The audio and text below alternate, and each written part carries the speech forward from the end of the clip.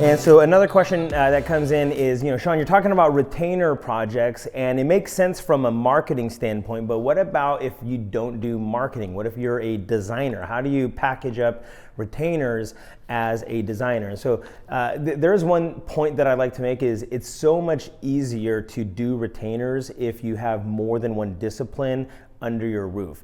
It's very hard to scale. If we're talking about scaling, meaning increasing size, reach, influence, creating jobs, it's hard to do that if you are a one-trick pony.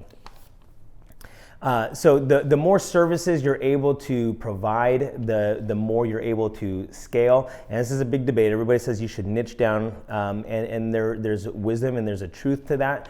However, there are very successful marketing agencies. In fact, the difference between a studio and an agency is just multidisciplinarity. So I don't even know if that's a word, multidisciplinary.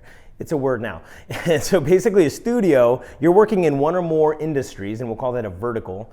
You might niche down to one vertical, one industry, and that's totally fine. But you primarily do one thing. Like, for example, Pentagram is one of the world's largest design studios. Even though they're big, they have big facilities, they have a lot of people, they're a studio because they do graphic design. Whereas on the other hand, there's companies like Huge where they are an agency, and it's because they have several different disciplines, whether it's ad campaigns, UX design, marketing, design, they do kind of the full gambit. And so an agency and a studio, that's the difference. So if we're talking about, scaling, I think it is easier to scale as an agency than as a studio. However, if you are a designer and you just do one or two or maybe just a few services, you can still do retainers. And so the question is, how do you sell retainers as a designer? One of the exercises that we run in Discovery is called the conversion funnel.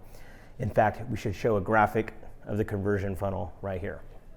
And the conversion funnel is basically mapping out a user's journey from never having heard of you before to where now they've been made aware. So the first step in the conversion funnel is awareness.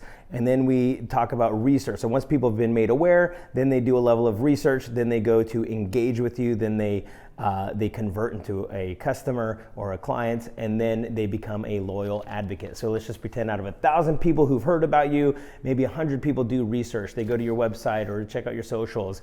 Out of those 100 people that do research, maybe 10 of them engage or consider. They like, comment, or share a post, or they leave an inquiry form, or they do something. They're engaging with you. And out of those 10 that have engaged, maybe one becomes a customer.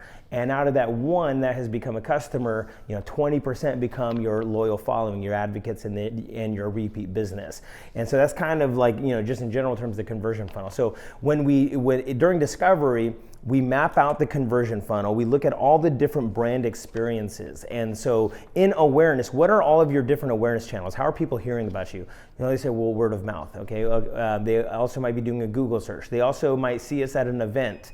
They also might see us or hear about us, from advertising that we've done. And so basically you list all the different awareness channels, and then you list, so on the one hand, you map out the conversion funnel, then you start filling it up with all the channels in each one of those buckets, and then you list all the brand experiences that each one of those initiatives have. And so for example, if they see us on Google, well, there's two ways it could be found on Google, organically or in the paid ads. If they see a paid ad, that ad needs to be designed. And so maybe we could do a level of design work. So if you're tracking with me, you're looking at all the different brand experiences that they might have along their conversion funnel, and each one of those experiences have to be designed. So if you're a designer and you want to sell retainers, it's very helpful, that tool using the conversion funnel to track all the different brand experiences is very helpful because you're going to have a list of everything that needs to be designed. And so your first initial big project might be brand identity, for example,